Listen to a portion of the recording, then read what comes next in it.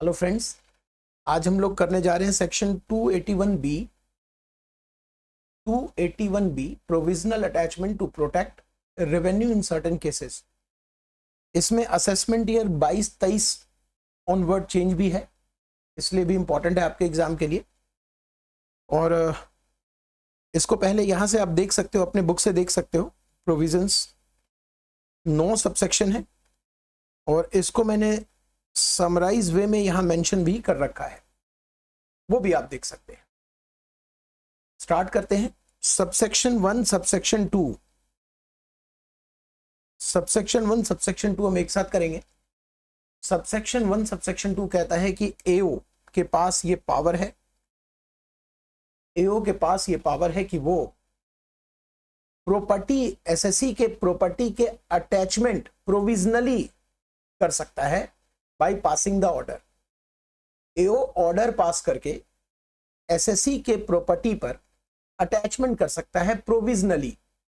Provisionally का यह मतलब हुआ कि अभी एओ श्योर नहीं है, कंफर्म नहीं है, असेसमेंट अभी पेंडिंग है, असेसमेंट रीअसेसमेंट अभी पेंडिंग है।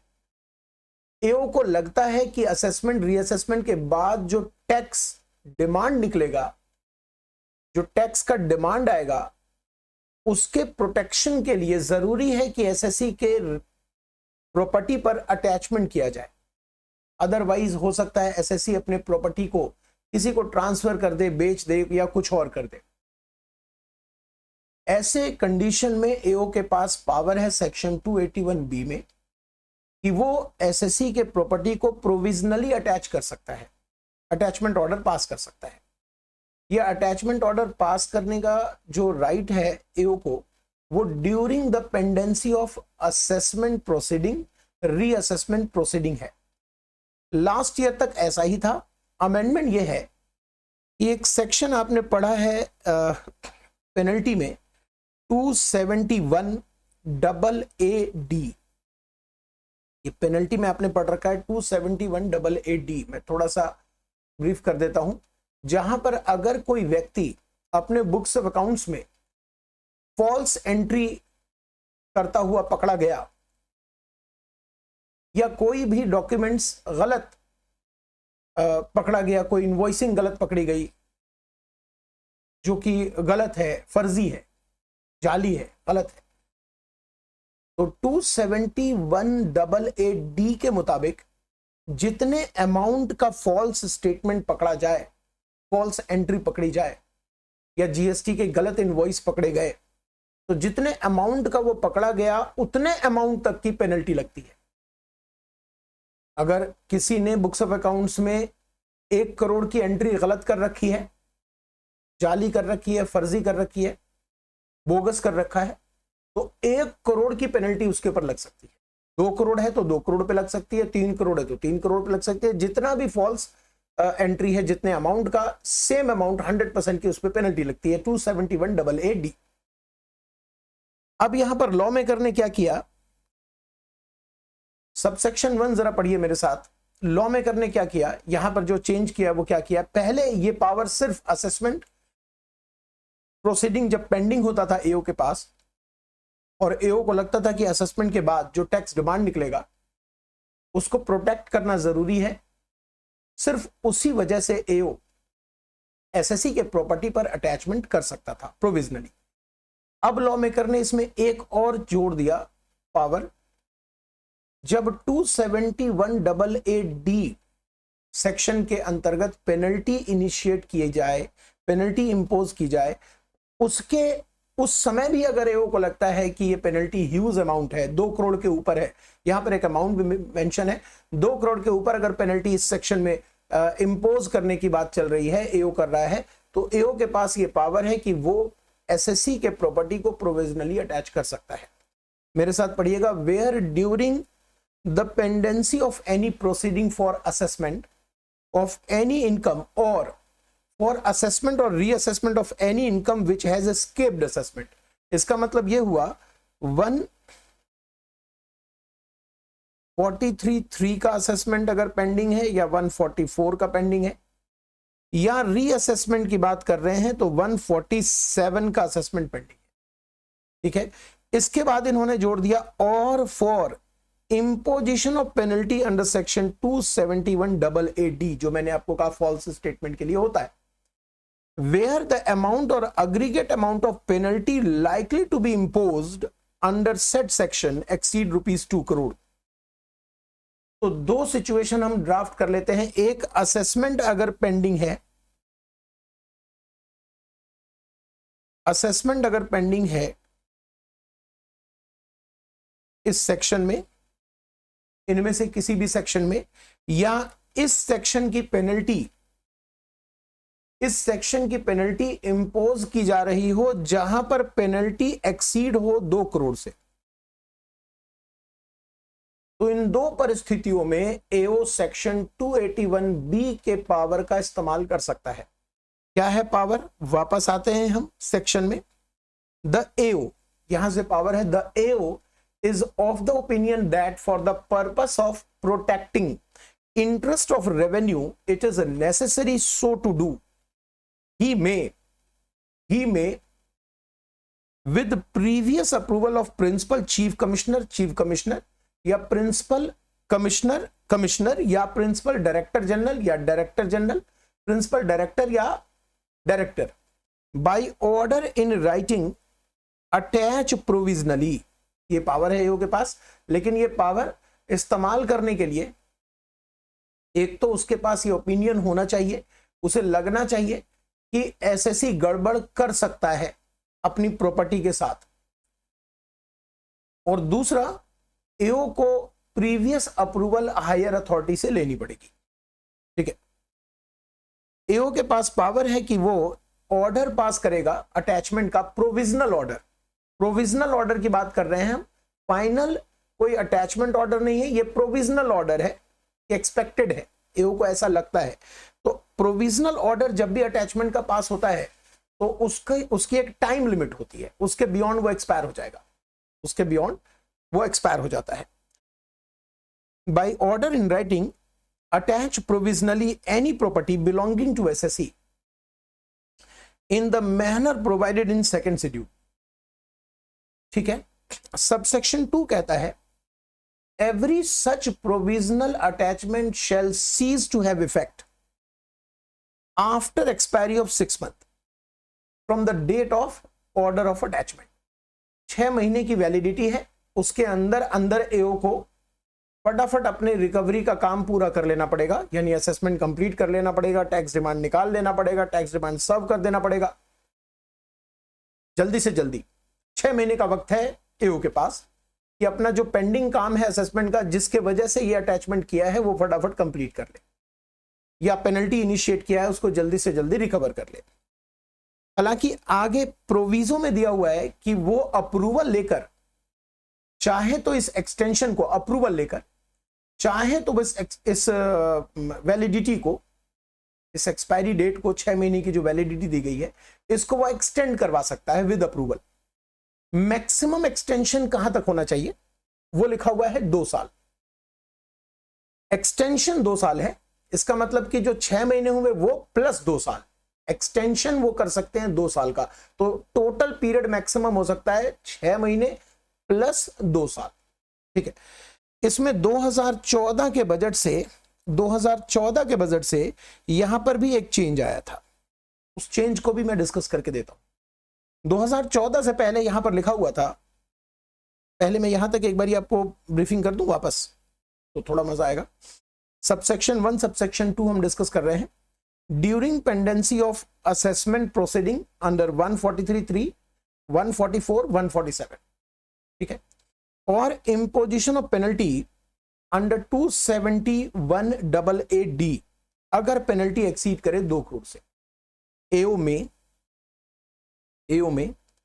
in order to protect interest of revenue and with prior approval, previous approval, pass provisional attachment order।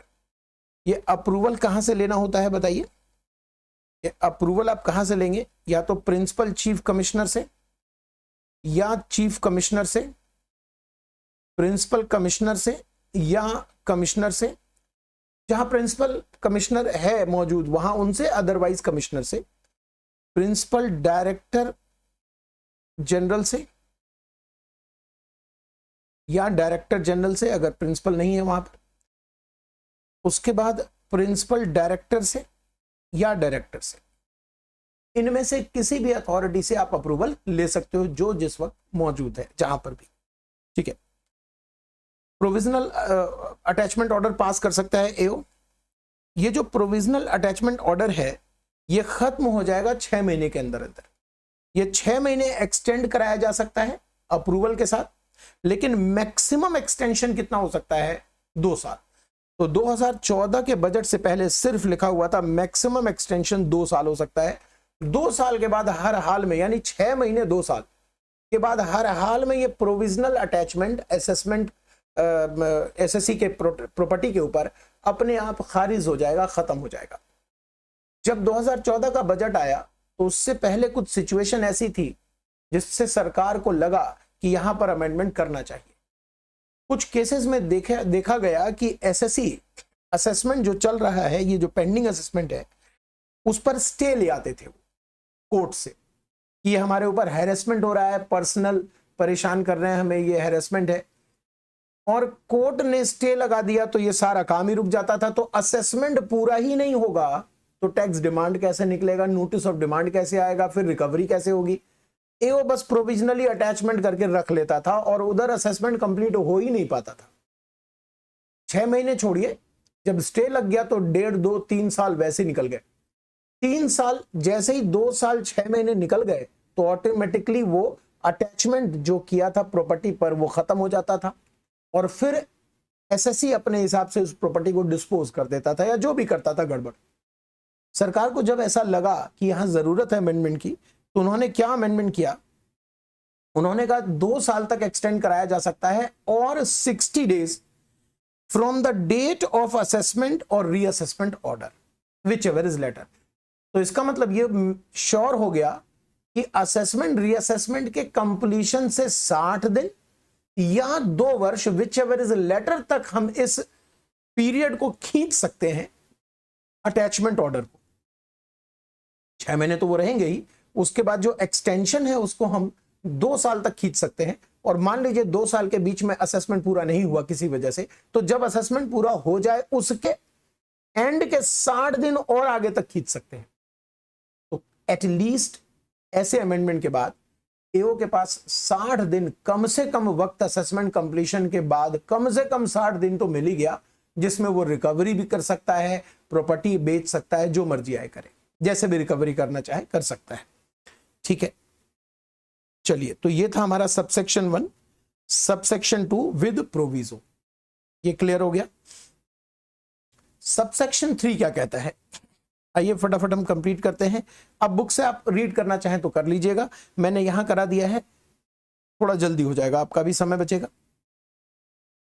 Subsection 3 कहता है कि अगर एसएससी गारंटी फर्निश करे तो प्रॉपर्टी पे जो अटैचमेंट है उस ऑर्डर को एओ रिवोक कर लेगा, हटा लेगा। प्रॉपर्टी पर जो अटैचमेंट है, अच्छा नहीं लगता है कि आप प्रॉपर्टी पर अटैचमेंट आ गया, तो प्रॉपर्टी पे जो अटैचमेंट है उसको एओ रिवोक कर लेगा। अगर एसएससी कहता है कि आप इतनी हड़बड़ा क्यों रहे, आपको क्यों लग रहा है कि मैं रातों रात भाग जाऊंगा, कितना टैक्स डिमांड है आप मुझे बताइए, जितना भी टैक्स डिमांड है आप मुझे बताइए, हम आपको उसके अगेंस्ट बैंक गारंटी देते हैं। बैंक भी शेड्यूल्ड बैंक लेते हैं, तो शेड्यूल्ड बैंक से हम बैंक गारंटी दिलवा देते हैं। आप ये प्रोविजनली जो अटैचमेंट ऑर्डर है इसको रिवोक कर लीजिए, हटा लीजिए। तो सबसेक्शन 3 में लिखा है कि अगर एसएससी फर्निश करे bank guarantee from scheduled bank तो एओ अटैचमेंट ऑर्डर को रिवोक कर लेगा, हटा लेगा। यहां पर एक बात और लिखी गई है कि जो गारंटी है वो प्रॉपर्टी के मार्केट वैल्यू से कम नहीं होना चाहिए। इस तरह के ऊपर क्वेश्चन बनता है, सुनिएगा, प्रॉपर्टी की मार्केट वैल्यू से कम नहीं होनी चाहिए। मान लीजिए एओ के हिसाब से एक्सपेक्टेड टैक्स डिमांड, एओ के हिसाब से नोटिस ऑफ डिमांड हम कह लेते हैं एनओडी, एओ के हिसाब से एक्सपेक्टेड, अभी तो फाइनल नहीं है, एक्सपेक्टेड है, एओ के हिसाब से एक्सपेक्टेड एनओडी आ रहा है 5 करोड़, सपोज कर लीजिए। एओ ने attachment provisionally attachment order pass कर दिया और ये रही प्रॉपर्टी, और प्रॉपर्टी की जो मार्केट वैल्यू है वो है 8 करोड़। ठीक है, एओ अंदाजा लगा रहा है कि 5 करोड़ तो डिमांड निकलेगा ही, इसके लिए उसने प्रोविजनली अटैचमेंट ऑर्डर पास कर दिया प्रॉपर्टी पर। प्रॉपर्टी की मार्केट वैल्यू है 8 करोड़। अब आगे एसएससी चाहता है कि मैं बैंक गारंटी फर्निश करूं और ये अटैचमेंट यहां से रिवोक करवा लूं, हटवा लूं। लॉ में लिखा है कि गारंटी प्रॉपर्टी के मार्केट वैल्यू से कम नहीं होना चाहिए। इसका मतलब एसएससी को गारंटी कितनी देनी पड़ेगी? कम से कम 8 करोड़ की, कम से कम 8 करोड़ की। यहां आपको थोड़ा सा हार्डशिप लग रहा है लॉ में लग रहा है थोड़ा गड़बड़ है, ऐसा नहीं होना चाहिए। तो आगे प्रोविजो में मेंशन है, सबसेक्शन 3 के प्रोविजो में मेंशन है, क्या मेंशन है प्रोविजो में, कि अगर गारंटी मार्केट वैल्यू से कम है, अगर एसएससी ने गारंटी मार्केट वैल्यू से कम दे दी, 5 करोड़ दे दिया, 5.5 करोड़ दे दिया, 6 करोड़ की गारंटी दे दी। गारंटी देते हैं मतलब बैंक गारंटी होती है। एसएससी ने गारंटी मार्केट वैल्यू से कम दी है, लेकिन एओ सेटिस्फाई है कि guarantee amount is sufficient to protect interest of revenue, then AO may accept guarantee and revoke attachment order. तो यहां 2 बातें आपने सीखी। एक, अगर एसएससी बैंक गारंटी दे देता है not less than market value of property, तो अटैचमेंट ऑर्डर हटा लिया जाएगा, वापस ले लिया जाएगा। अगर गारंटी अमाउंट मार्केट वैल्यू से कम है लेकिन एओ सेटिस्फाई है कि गारंटी अमाउंट सफिशिएंट है, तो भी एओ के पास ये पावर है कि वो अटैचमेंट को रिवोक कर लेगा, हटा लेगा। क्लियर? सबसेक्शन 4 कहता है यहां एओ को जरूरत पड़ेगी प्रॉपर्टी की मार्केट वैल्यू जानने के लिए। यहां पर एओ कैसे पता लगाएगा? जब अटैचमेंट ऑर्डर पास करना चाह रहा है, वो अटैचमेंट ऑर्डर पास करना चाह रहा है, तो उसे ये तो पता है कि रिकवरी 5 करोड़ से ऊपर जानी है, लेकिन एसएससी की प्रॉपर्टी की मार्केट वैल्यू क्या है, किस प्रॉपर्टी पर अटैचमेंट किया जाए, क्या है उसकी मार्केट वैल्यू। ऐसी परिस्थिति में एओ वैल्यूएशन ऑफिसर को मार्केट वैल्यू की एस्टिमेशन के लिए रेफर कर सकता है। सबसेक्शन 4 में ये पावर है। AO may refer the determination of market value of property to valuation officer. ये क्या है? वैल्यूएशन ऑफिसर है। कौन से वैल्यूएशन ऑफिसर? जो 142A में मेंशन थे। 142 में भी असेसमेंट के दरमियान जब जरूरत पड़ती है एओ को, तो वैल्यूएशन ऑफिसर को केस रेफर करता है वैल्यूएशन के लिए। वैल्यूएशन ऑफिसर एस्टीमेट करेगा वैल्यू और रिपोर्ट सबमिट कर देगा। यहां से भी क्वेश्चन आता है, एमसीक्यू आ सकता है कि एस्टीमेट करेगा वैल्यू और सबमिट करेगा report within 30 days from the date of reference made. AO ने जो रेफरेंस मेड नहीं, रेफरेंस रिसीव्ड कह लीजिए, एओ ने जो रेफरेंस दिया वैल्यूएशन ऑफिसर को, जब वो रिसीव हुआ उस दिन से 30 दिन के अंदर अंदर वैल्यूएशन ऑफिसर का यह कर्तव्य है कि वो सबमिट करेगा रिपोर्ट जिसके अंदर प्रॉपर्टी की मार्केट वैल्यू का एस्टिमेशन होगा। सबसेक्शन 4 भी क्लियर हो गया। सबसेक्शन 5 कहता है कब तक। सबसेक्शन 5 कहता है कि सबसेक्शन 3 में जो रिवोकेशन का पावर था, एओ अपने अटैचमेंट ऑर्डर को रिवोक कर लेगा, तो वो कब तक रिवोक कर लेगा। यहां पर हमने बैंक गारंटी दी, यहां पर एसएससी ने बैंक गारंटी दी। अब यहां प्रश्न उठता है कि मान लीजिए एओ ने 5 करोड़ रुपए का अंदाजा लगाया है कि एसएससी के ऊपर 5 करोड़ की लायबिलिटी तो बनती है, और एओ ने अटैचमेंट ऑर्डर पास कर दिया इस प्रॉपर्टी का। एसएससी कहता है कि हुजूर हम बैंक गारंटी देने को तैयार हैं, आप बैंक गारंटी ले लीजिए प्रॉपर्टी के, और प्रॉपर्टी का जो अटैचमेंट ऑर्डर है वो आप रिवोक कर लीजिए, हटा लीजिए। एओ कहता है कि बैंक गारंटी होना चाहिए not less than market value of property. Law में लिखा हुआ है not less than market value of property. तो रुक भाई एसएससी, पहले मुझे इसके मार्केट वैल्यू का पता लगाने दे। एसएससी यहां पर बैंक गारंटी प्रेजेंट करता है, लेकिन एओ कहता है कि बैंक गारंटी सफिशिएंट है या नहीं, प्रॉपर्टी की क्या है मार्केट वैल्यू, जरा मैं पता तो लगा लूं वैल्यूएशन ऑफिसर से। अगर वैल्यूएशन ऑफिसर को रेफर कर दिया है एओ ने, तो एओ के पास 45 डेज का समय है अपने अटैचमेंट ऑर्डर को रिवोक करने के लिए। और अगर उसने वैल्यूएशन ऑफिसर को रेफर नहीं किया है तो 45 डेज में 30 डेज माइनस कर दीजिए, जो वैल्यूएशन ऑफिसर समय लगा था, 15 दिन के अंदर अंदर असेसिंग ऑफिसर को अपने अटैचमेंट ऑर्डर रिवोक कर लेना होगा from the receipt of bank guarantee. तो यहां पर एग्जाम में क्वेश्चन आ सकता है कि बैंक गारंटी एसएससी ने प्रेजेंट किया, एओ अटैचमेंट ऑर्डर कब तक रिवोक कर लेगा? 15 दिन के अंदर अंदर। बैंक गारंटी के रिसिप्ट से 15 दिन के अंदर अंदर या तो वो डिनाई कर जाए क्योंकि वो सफिशिएंट नहीं मानता, मार्केट वैल्यू से कम है, लेकिन उसके लिए उसे मार्केट वैल्यू मालूम होना चाहिए। लेकिन अगर वो डिनाई नहीं कर रहा है, वो रिवोक करना चाह रहा है, तो कब तक रिवोक करेगा? 15 दिन के अंदर अंदर। और अगर वैल्यूएशन ऑफिसर को रेफर कर दिया है केस, तो 30 दिन तो वैल्यूएशन ऑफिसर लेकर चलेगा। तो 30 और 15 कितने हो गए? 45 डेज। सबसेक्शन 5 है time limit for revocation of order of attachment. Attachment order subsection 3 में जो रिवोक करने का पावर है ईओ को आफ्टर फर्निशिंग बैंक गारंटी, वो कब तक पॉसिबल है? तो यहां लिखा हुआ है इफ रेफरेंस दिया गया तो 45 दिन, नहीं दिया गया तो 15 दिन। कहां से? From the receipt of bank guarantee. Subsection 6 कहता है असेसमेंट ऑर्डर पास हो गया या पेनल्टी 271 AA का पास हो गया पेनल्टी ऑर्डर, उसके साथ नोटिस ऑफ डिमांड भी जाता है। आप जानते हो बिना नोटिस ऑफ डिमांड के 1 रुपया भी हम एसएससी से नहीं ले सकते। तो एनओडी एसएससी पर सब होगा। अब प्रश्न उठता है कि जो हमारे पास एओ के पास गारंटी आया है, बैंक गारंटी है, उसका उपयोग कब करेगा एओ?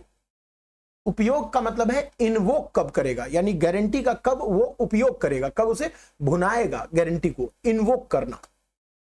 तो सबसेक्शन 6 कहता है कि नोटिस ऑफ डिमांड अगर एसएससी पर सर्व हो गया और एसएससी को समय दिया गया था कि आप 30 दिनों के अंदर ये पेमेंट कर दीजिए, और एसएससी फेल हो जाता है 30 दिन के अंदर पेमेंट करने से नोटिस ऑफ डिमांड के अमाउंट को, तब एओ गारंटी को इन्वोक करेगा मतलब यूटिलाइज कर लेगा, होली और पार्शियली, जितनी जरूरत है उतनी या पूरा का पूरा।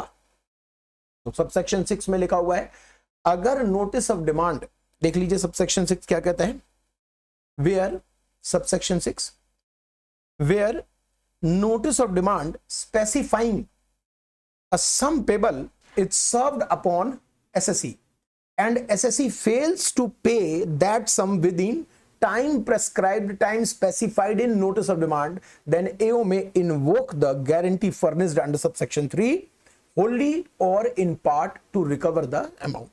सबसेक्शन 6 क्लियर हो गया कि कब असेसिंग ऑफिसर के पास पावर है, वो कब इन्वोक करेगा यानी गारंटी को यूज करेगा, यूटिलाइज करेगा।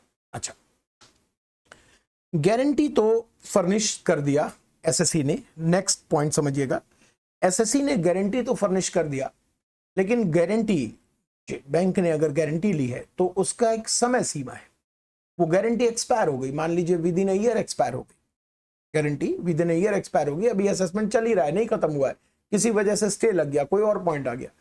तो गारंटी अगर एक्सपायर हो रही हो तो उस केस में एसएससी को या तो गारंटी रिन्यू कराना पड़ेगा या नई गारंटी पेश करनी पड़ेगी। दोबारा सुनिए, जब गारंटी एक्सपायर हो रही हो तो एसएससी को या तो नई गारंटी पेश करनी होगी या गारंटी रिन्यू कराना होगा।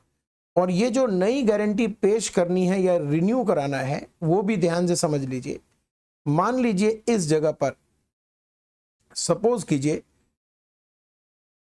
इस जगह पर गारंटी एसएससी ने गारंटी फर्निश किया एओ को, और ये गारंटी यहां पर एक्सपायर हो रहा है।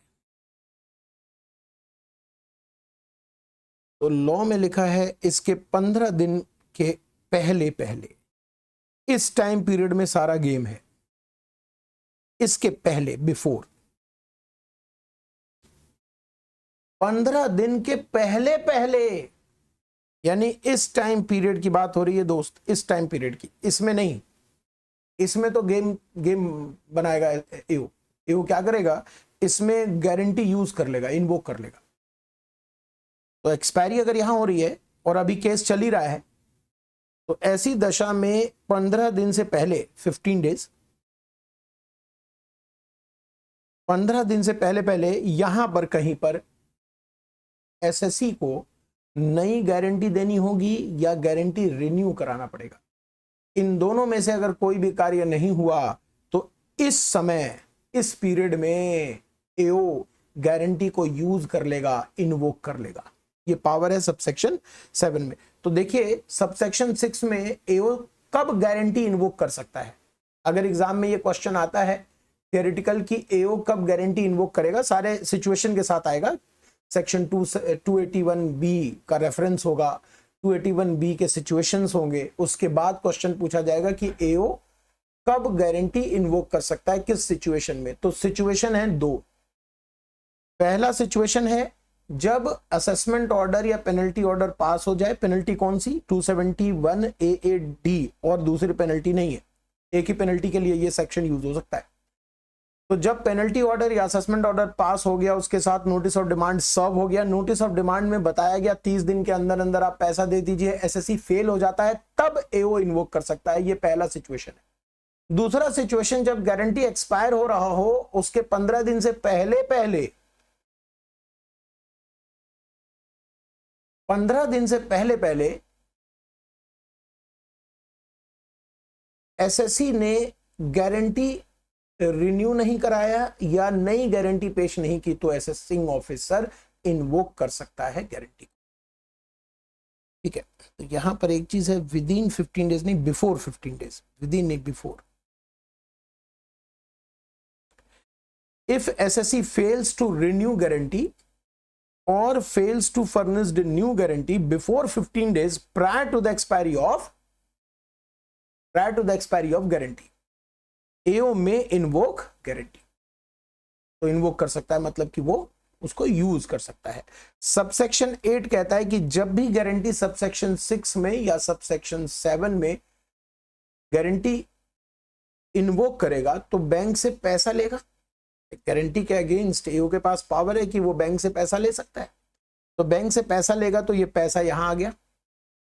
जो भी एसएससी की एग्जिस्टिंग डिमांड है उसको मीट कर लेगा और बैलेंस अमाउंट डिपॉजिट कर देगा personal deposit account of principal commissioner of income tax, जो आरबीआई के ब्रांच में खोला जाता है। यहां पर आपको समझना चाहिए कि पैसे वापस क्यों नहीं एसएससी को मिल रहा है, क्योंकि मामला फाइनलाइज नहीं हुआ होगा। जरा सोचिए, मामला फाइनलाइज नहीं हुआ होगा, पैसे इसीलिए सुरक्षित रखे गए।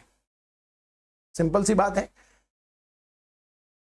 अगर गारंटी एक्सपायर हो रहा है और एसएससी ने रिन्यू नहीं कराया, तो अभी तो केस चल ही रहा है ना, अभी तो प्रॉपर वे में हमने लिया नहीं। तो जब हम बैंक गारंटी इन्वोक करेंगे तो उस पैसे को रखेंगे कहां।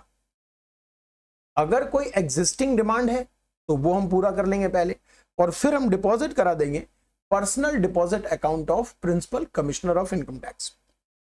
उसके बाद जब फ्यूचर में, ऑब्वियस है कि फ्यूचर में जब सारा कुछ हम रिकवर कर लें उसके बाद भी कुछ पैसे बचते हैं, ऑब्वियसली वो तो वापस जाएंगे ही जाएंगे।